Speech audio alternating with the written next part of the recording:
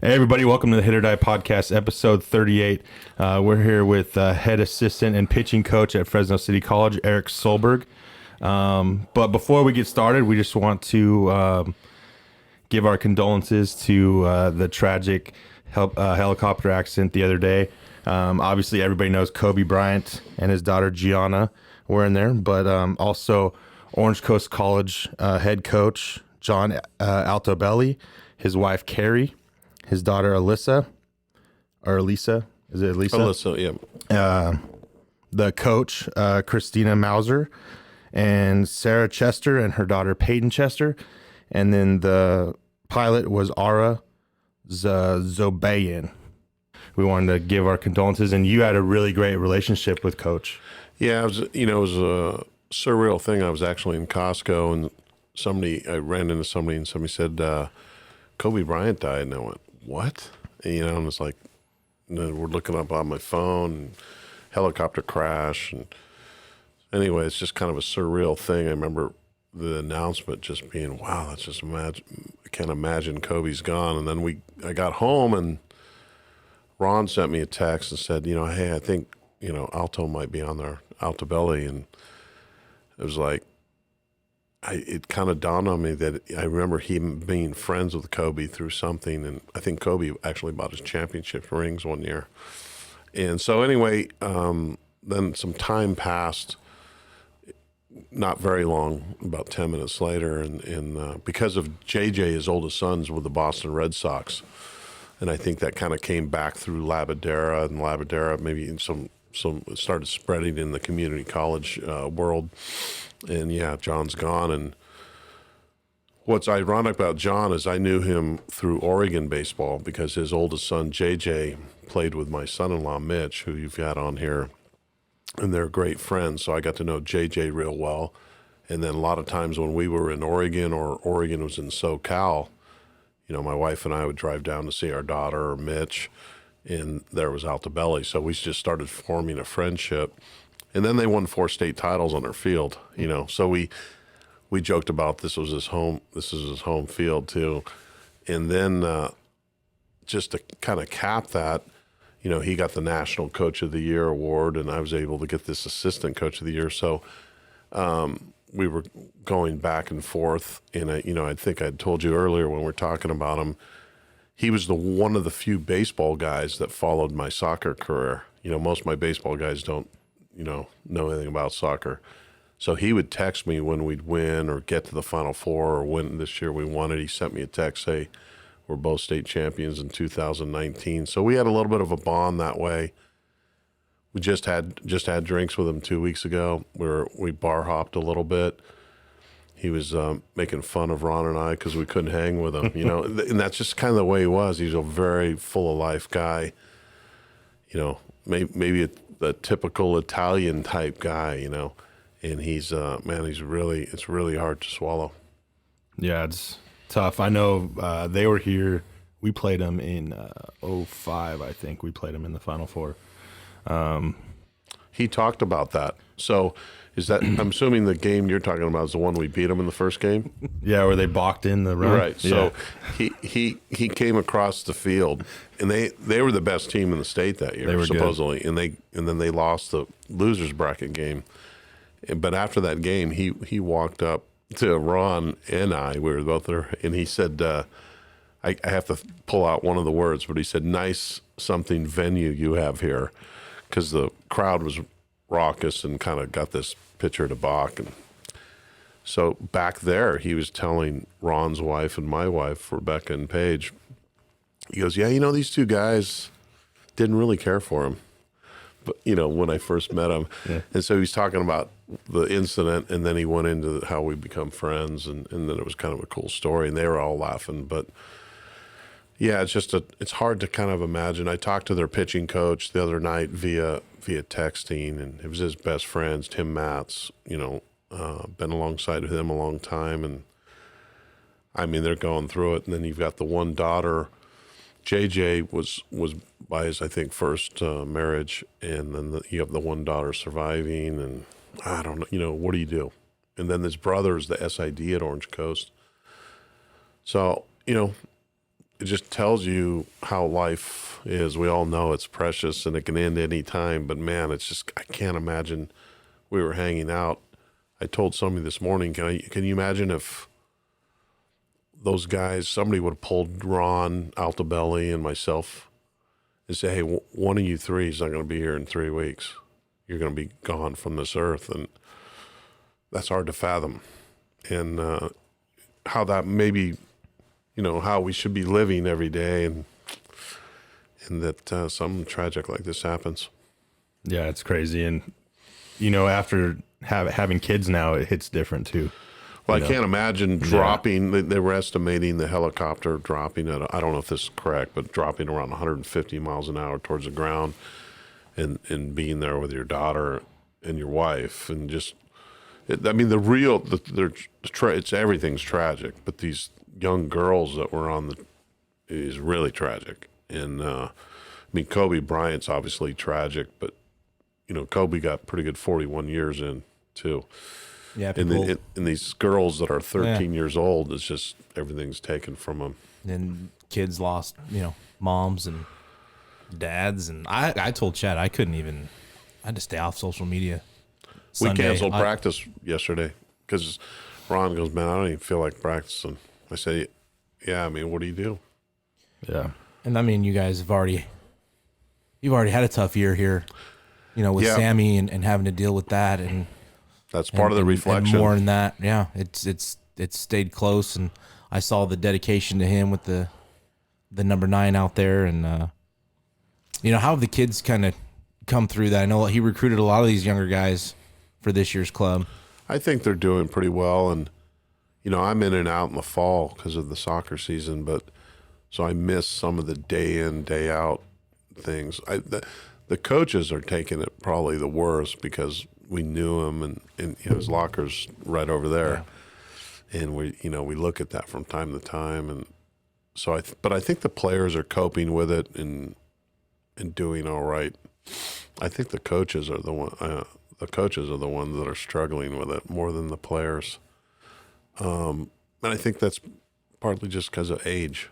It's like any coaching staff. We're with each other, more than anybody, even our wives. One thing Sammy had really done, I know everybody's maybe heard the story, but he had come on and infused us.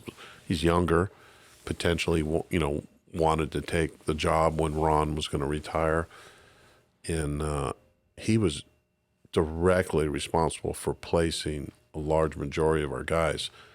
And I think what he had done, he had taken on his persona here. Sammy was just a good, pretty good player, great teammate, played at smaller schools. So I think he took pride in players getting somewhere. He sent guys to Kansas Wesleyan. We sent guys all over the country. And he took a lot of pride in sending guys away. And that really, that was great for our program. We had guys that had great experiences, halfway across the country. It's not very hard to place Chet Allison or Gamboa or those guys like you when you played. It's harder to place the other guys, and he took that thing on. And then his recruiting, he was relentless, and then he could bring one of us in to kind of help close the deal. But he was the one that was, he was the blue collar guy on our staff for sure. It's funny you say that because I remember Alex saying you could come and throw 20 innings on the year and he'll find a place for you to go play. Yeah. He would find you somewhere and somebody would take you. Yeah. And that is absolutely true. If you, in both sports that I deal with, if you want to get out of California, there's all kinds of places to play.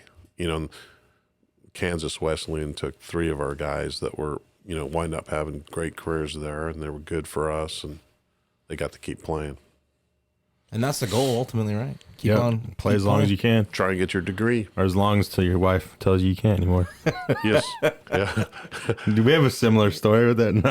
No, yours is different. But getting back to you, you're a Bullard guy. You went to school with my uncle, played for Noakes, went to Fresno State, played for Bob Bennett.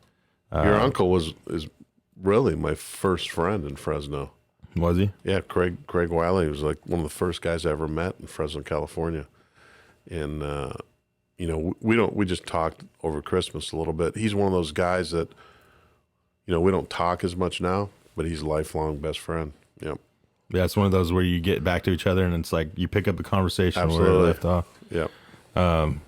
Then you were with the Royals in '85. And Had a long pro baseball career. but your beautiful daughter Erica was born, and that was one of the main reasons of family. I had a shot to go back and play a little bit with the Giants, but the thought was they were going to ship me to Clinton, Iowa, and my wife had already put me through school, and my daughter was, I think, 2 or 3, and it was time. And I was graduating. I worked out with the Giants, and I thought they were going to offer me a deal here. It was at this park, Fresno Giants. It was Mother's Day, actually. I worked out for them, and I was graduating from Fresno State the next week. And so I thought, they're going to throw some local flavor into the Fresno Giants. And, if you do something in the Cal League back then, somebody's going to notice, and then maybe, keep moving on. I'll be in the big leagues in another year or so. Everybody thinks we all that way, think right? that, yeah. The reality was, I took a job at Big 5 a week later. So, but at the end of the day, it was just time. I regret not maybe playing another year, but then if I would have played another year, maybe my whole course of my life would have changed. Maybe I wouldn't have coached at Bullard, because I started coaching at Bullard right away, and so you just never know. But the bottom line is, I think I could get a big league hitter out, but I can't pitch I couldn't have pitched in the big leagues, So I think, pitching isn't about like getting guys out or you play guys. And I thought I was better than that guy. It's about consistency, being good all the time in the big leagues. And, at the end of the day, I didn't have enough. But I'm sure, what? I look back and I'm sure glad I signed, because there's a lot of people who don't get the opportunity to sign. So I look back with fond memories, and I was part of the World Series organization. I saw Saberhagen back in Omaha not too long ago, and I walked up to him because he didn't know my sarcasm, and I said, "Do you remember me?" And he goes, and this is Brett Saberhagen, for people who don't know, he's the best pitcher on the Royals in '85. And I said, "Do you remember me?" And he kind of looked at me. I said, I was with you at the World Series. And he looked at me again, and I'm sure he's thinking, was this guy a clubby, or, what did he do? And I said, yeah, I was in A-ball. You don't remember me? And I said, I never got my ring or anything. And he laughed, and we talked for a minute. So that's a problem when you're in single A and you're 22 and Brett Saberhagen's 21 in the big leagues. You've got a problem. So, but I'm really glad that I got that chance, because I kind of can hang that on my mantle or my resume, so to speak. But it was brief. It was fun. That was it. So, like you said, you went back to Bullard for the legendary Noakes. Yeah, Bob Amendola actually asked me a long time. Bullard JV and assistant coach with Noakes, and he asked me, and I had an unbelievable job with Keebler Cookies at the time. So you told me not to hold back the sarcasm.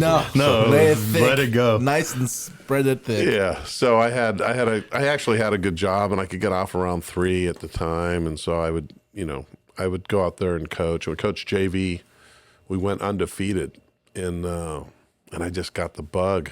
That's what I got. I got the bug to coach. And I always kind of wanted to coach, but I got a business degree. I don't know why I did that. Maybe because that's what my dad did. And so then I coached varsity towards the end of the year, playoffs, and then Noakes asked me to coach. And I had that great run of guys, Todd Johnson's group, and Savorak, and Falco was there the first year, and Bicknell, and just some of those great Bullard guys. And we just smashed everybody. And then we just won the Valley. We actually went to the old Silver Dollar to get a beer. And this guy sat next to me, and I was with Noakes. And I knew who the guy was, but literally had never met him. He goes, "Hey, can I have your number?" I was like, "Where's this going?" So I gave him my phone number, and he called me a week later and said, "Hey, I'm going to get the Fresno City job, and I'd like you to come over there." And it was Ron Scott, and I really didn't know him. And at that time, it wasn't very much money. You can't make money in this sport really, unless you're full time at a school or whatever. But the money that he offered me, even though it wasn't really much money in the scheme of life, it was significant when I was 23 years old or whatever I was, 23 or 24. And so it was enough money to kind of pull me in. And so I went ahead and did it. And then now it's 32 years later. Was his mustache as jet black as it Yeah, still is? yeah. A lot of people thought he was Magnum.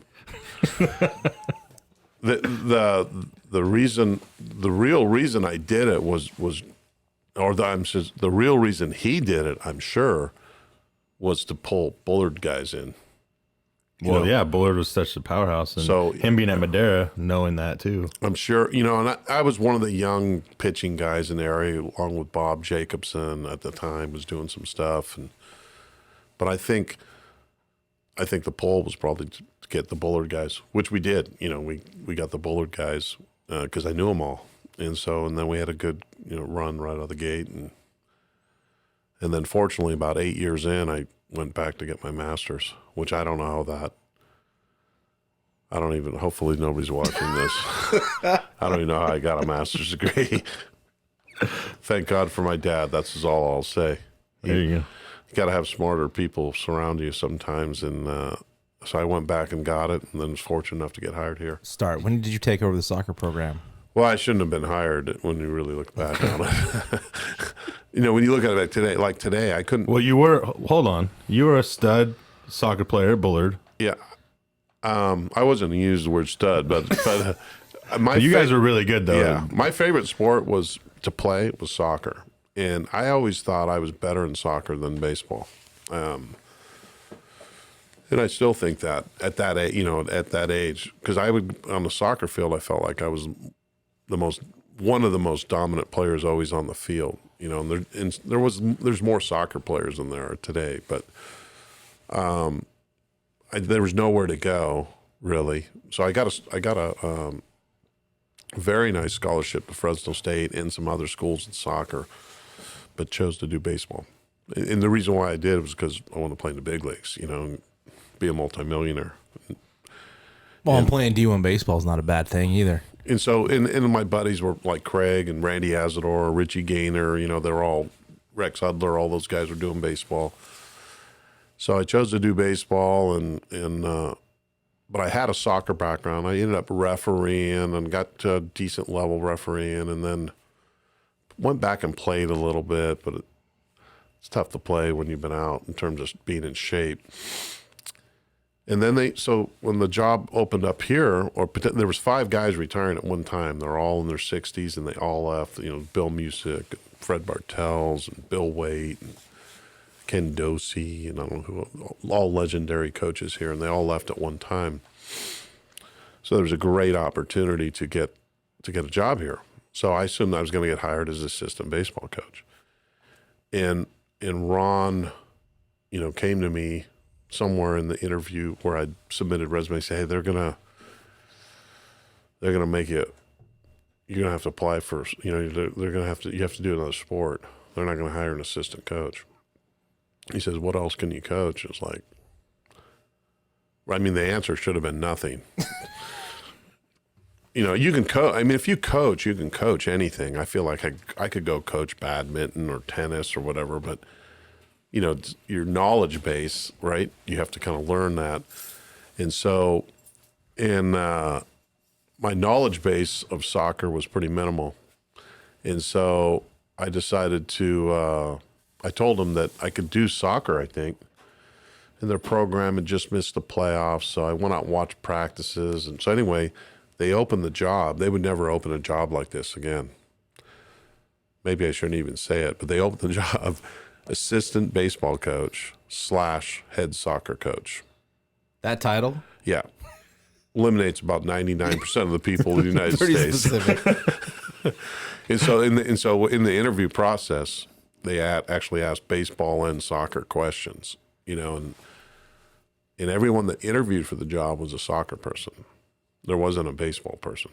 So one of the questions was, runner on first, ball hitting the gap, where does everybody go? Well, soccer guys didn't do very well with that. That'd have been great to hear. So the job, unfortunately, looking back on it, was I remember one of the guys answered. Ron told me, he goes, I get the ball here, and I get it here as fast as I can. So anyway, I remember, I was very fortunate to get hired for that position because I really wasn't qualified to coach. I never taught a class here because I had another job, and I never been a head coach. And so if my job opened today, my soccer job opened today, I wouldn't even be able to apply for it. But obviously we've had a good run, and at anything, whenever you have success in sports as a coach, it's about treating people correctly and getting good players.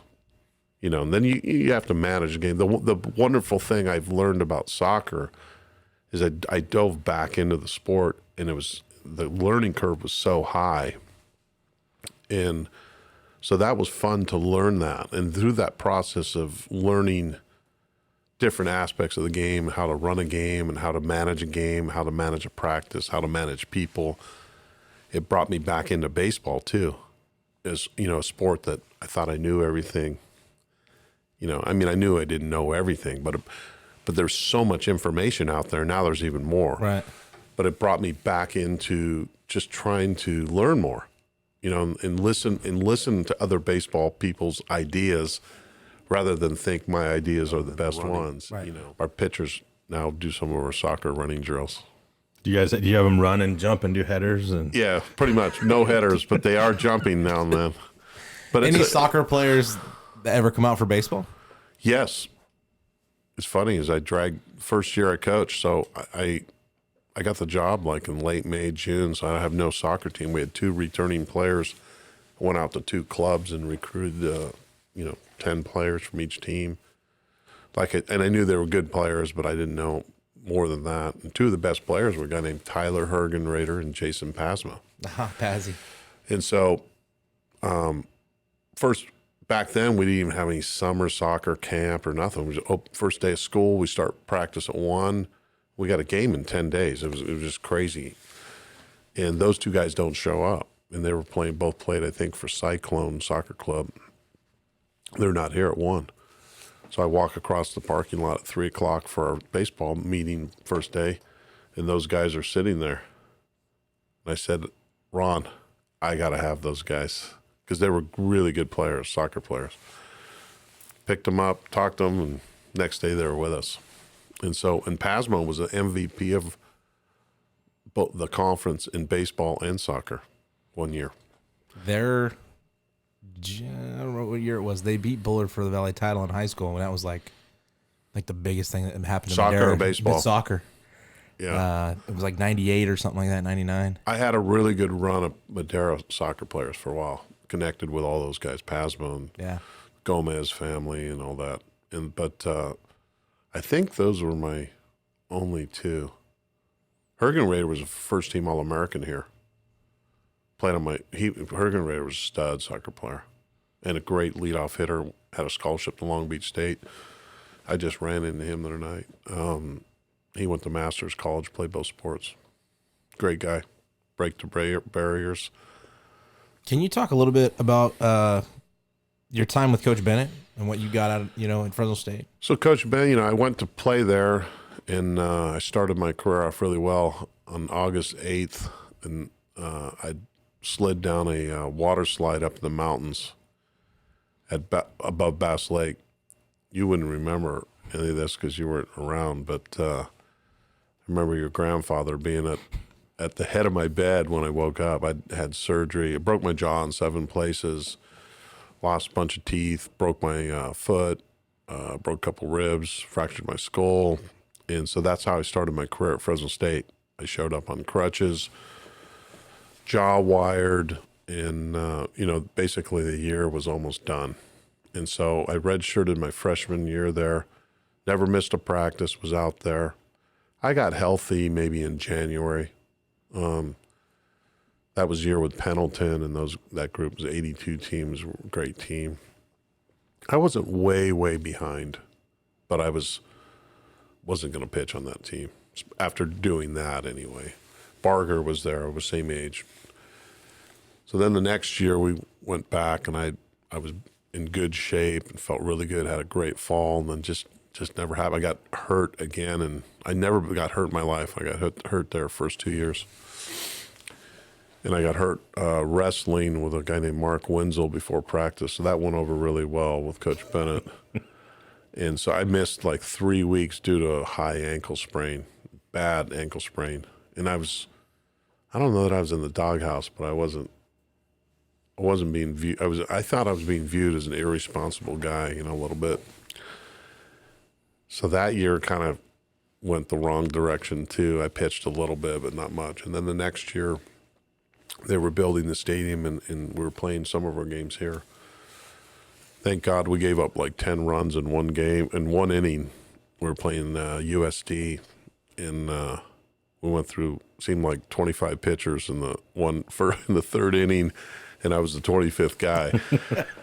And I pitched well, got a win, and then my career kind of went off. And I had a very solid career there, not unbelievable.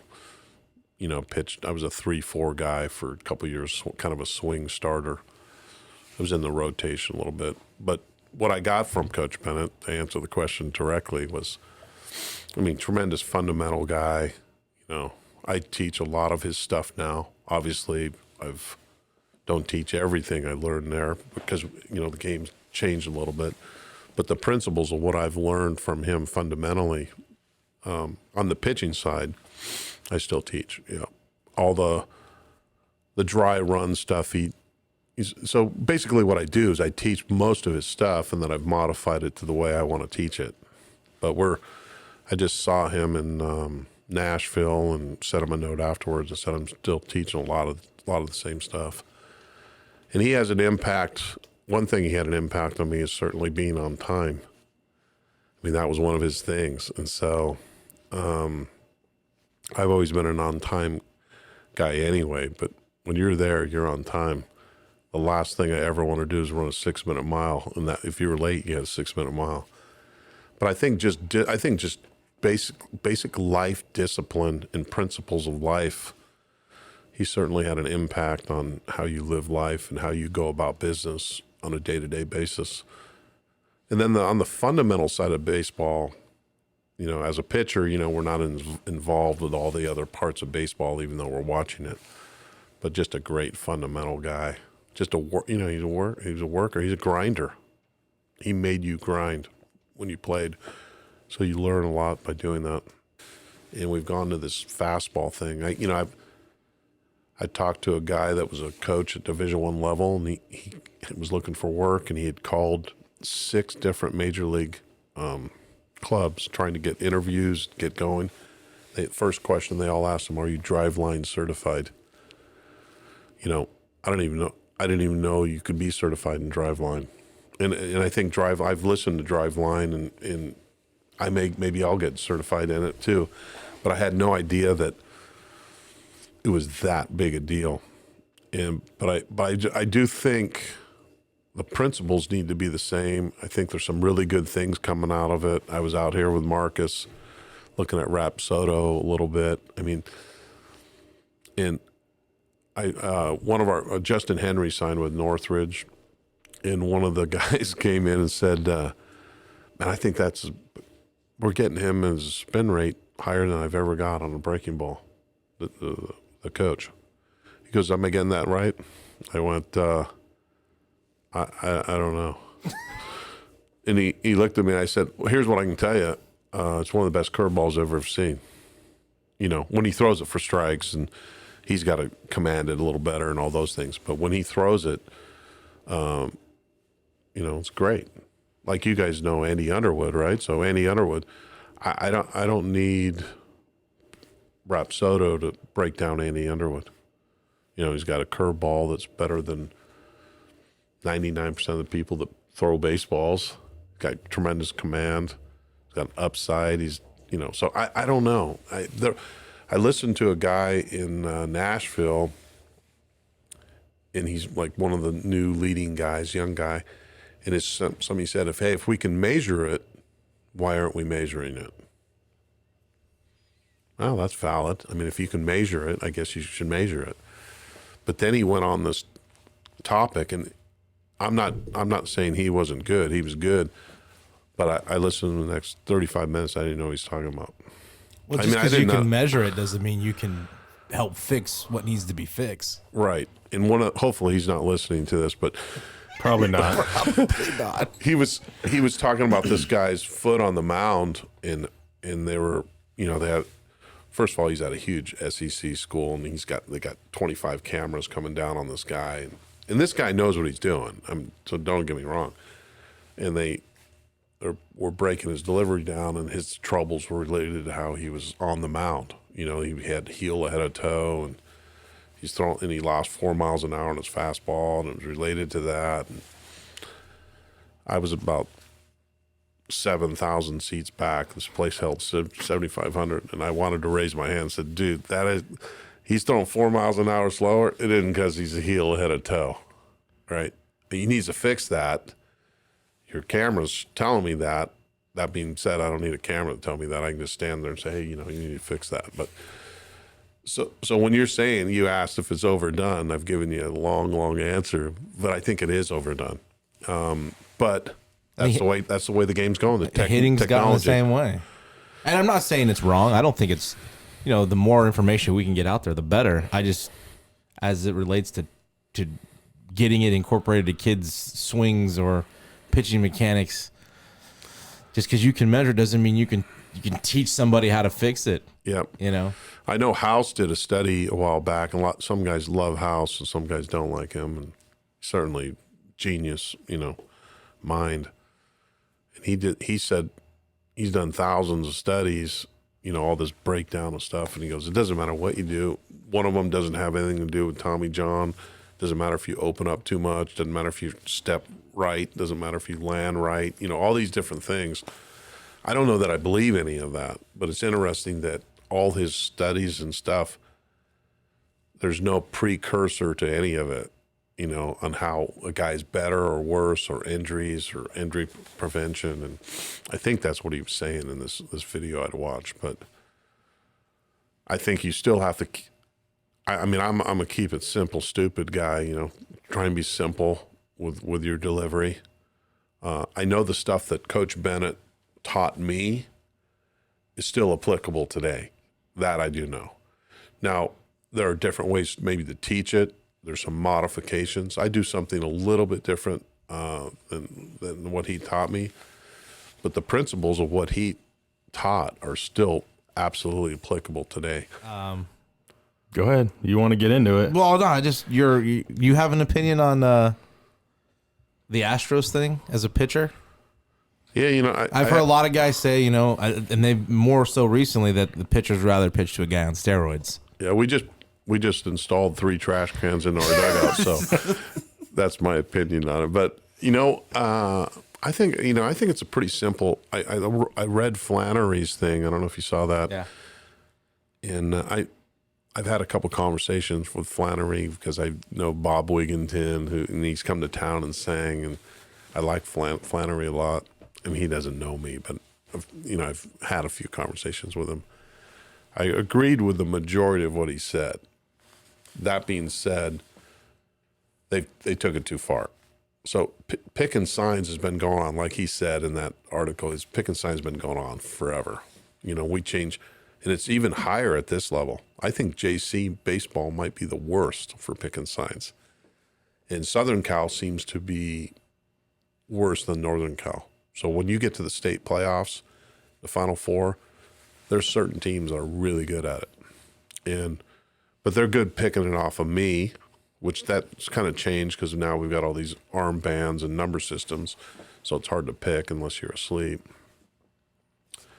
Picking at second base for the guy leading off, that's been happening forever. Picking the pitcher signs, we were just watching a guy the other day. He was giving us signs. We didn't relay them because you have to practice at that really for the hitter to hear what you're saying. But to film, now I have no problem with filming him and then looking at him, the day later, and say this is their sequences. I think that's even fine because if the catcher and pitcher, they're not changing them, I think that's stupid. But to film live and relay them live based on technology Yeah, in real time. is crazy. I think that, and I don't think there's any. I don't think there's any argument that you could give me that would change my mind on that. I think it's out of line to do that technology-wise. Do you have an argument? You're No, smiling. He's been trying not to believe it since day one. I've been trying to go as a player. So the camera gets the sign. I have to tell somebody what it is. Right. Then they have to bang on a trash can, and that sound has to go to the hitter before the pitcher is even throwing the ball. Right. And then you're in the windup, you get the sign, you go. Pretty much. Yep. So it just seems like there's not a lot of time for that to get to the hitter. So that's where I'm at with that. But also, Even though I think if you practiced it and it'd been consistent, and you'd hear that bang on the trash can, here comes Mr. Fastball. yeah. You know, So I think maybe more in the stretch. right. Because Yeah, get a little more the time, pitcher, the you know, timing. has to come up and get his breath. But then also being a player, if the hitter can hear that and I'm playing first base, I would be able to hear that. And I think it would be policed a little bit by. Well, I mean, That's the way I think. well, I know if you're banging trash cans in our dugout or the opposing dugout, something's going to happen at some point. Right. I mean, we see guys every now and then. Because I call pitches and I'm calling pitches and we can't get the ball by anybody. I mean, they're hitting everything we throw, right? Doesn't matter what we throw. Our guys, and they're hitting everything. So, you know what I start doing? I start listening. You know, and hopefully I've figured this out the first or second inning, not the seventh, when we've given up 15 runs. And this was going on last year at Ohlone. We couldn't get a ball by them. And they were hitting everything we throw. And I just started listening, and then you start watching third base coach, first base coach, and that. But one thing that's doing is taking your mind off what I'm supposed to be doing. Yeah. Right. So that's distracting, and then you can generally, if they are picking it, it'll take me about 2 minutes to figure that out, because somebody's doing something. Yeah. You know, a lot of times you'll see at our level, you'll see the third base coach picking the sign and then moving his feet, and he's relaying it to the first base coach, and then the first base coach is moving his feet in a way, and then the right-handed batter is looking at it. Now, I've only seen that a few times, but so now if you say, hey, stay back or get ready, I mean, that's going to only last for I think two or three Rose- pitches. Pete Rose said something about, even more so than not looking at what they're swinging at or what they're hitting is what they're taking. Yeah. Because you're supposed to hit a ball that's in the zone, right? You're supposed think to he's swing correct. strikes. When you see guys making good takes and maybe a hitter's count, that's not normal. Bregman had a couple takes where he didn't even bother. That's I because he's tell a our good hitter. I tell our hitter. He is a good hitter. I'm not saying he's not. I tell our hitters all the time, not all the time, but I tell them now and then. I try not to intermix with the hitting, mainly because I don't want I don't want the hitting guys in my bullpen as much. But I know one of the things that bothered me, I had a really good slider. Slider was if I didn't have a slider, I wouldn't have been a pitcher. I would have had to do something else. But what really bothered me as a pitcher is when I'd throw a really good slider and the hitter would just look at it and track it. Didn't even move the bat. And I would think, that guy's on my slider. He hasn't even. And so I've told, getting to your point there, I've told our hitters, man, sometimes when you take a pitch, you're telling the pitcher, you're making the pitcher wonder what's going through your mind. And so I would agree with what Rose is saying. When if you knew what the pitch was coming, man, you could track that breaking ball all the way into the glove, and you're putting a thought into the pitcher. You're also at our level, you're putting a thought into the pitching coach, that's calling pitches or whatever. So I think it is how you take a pitch might be more telling, because even when they're not getting signals, it's telling to me. And I think that's one thing hitters don't do is just go up and take a pitch like you're like all over it. And but I don't think guys listen to me that much about hitting.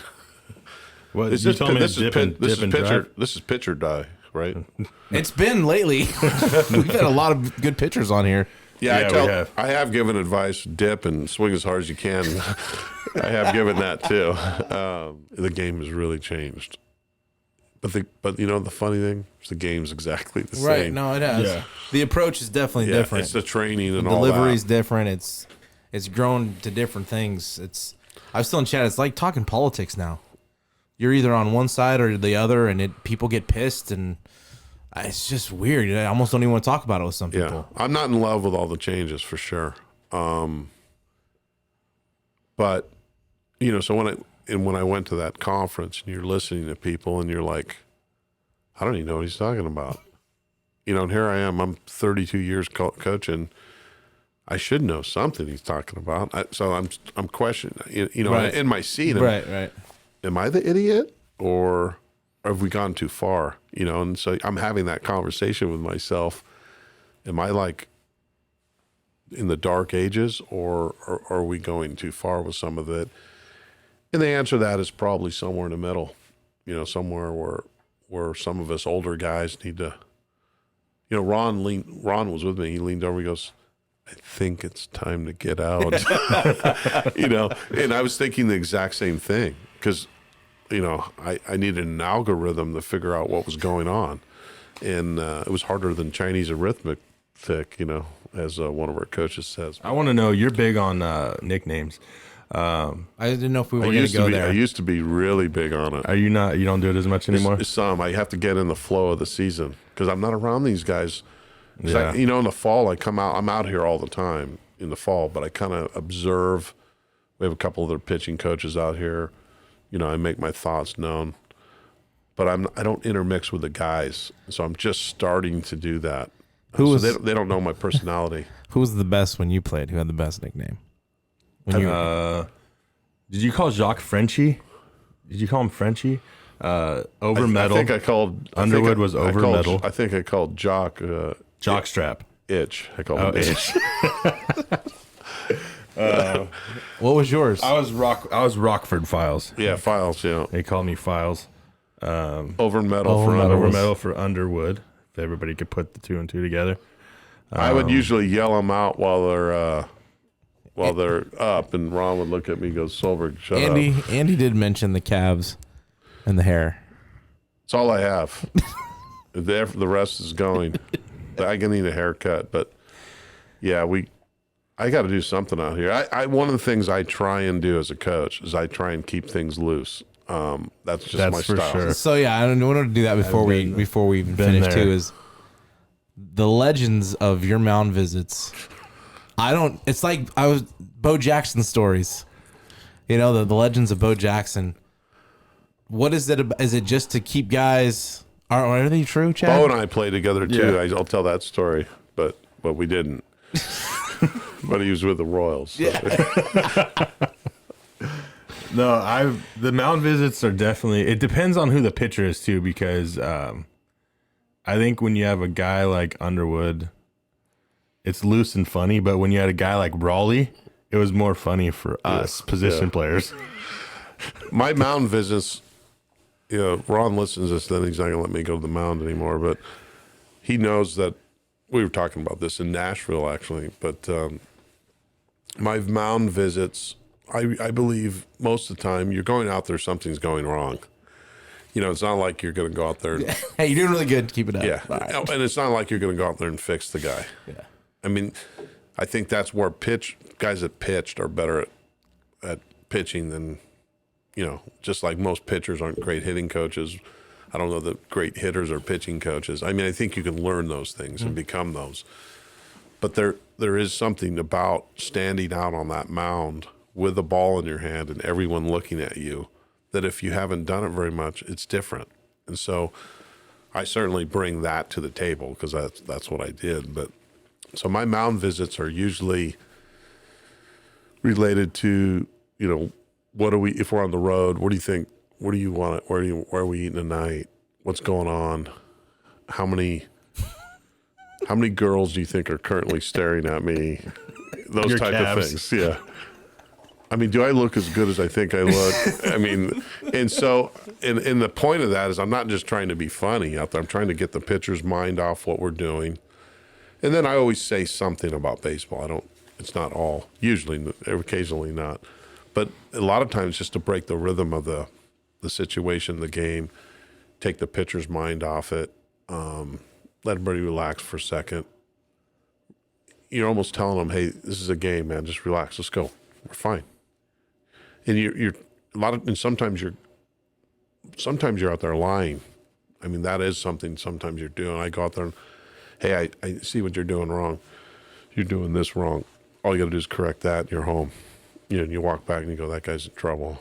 Get somebody hot. You got 4 guys on 3 mounds down there taking turns on a mound. I hear the stories. They're always fun. Yeah, they're good. Yeah. That's another show. We should do Maybe that. we call it Do or Die. And it's Or only, just do. We just call it do. Yeah. And they did it. That's for sure. And we're all out of work and divorced. Tell everybody how it really happened. Thanks for having me on. Yeah, no, this is fun. Hopefully I wasn't too long. Not at all. No, you're Not good. at all.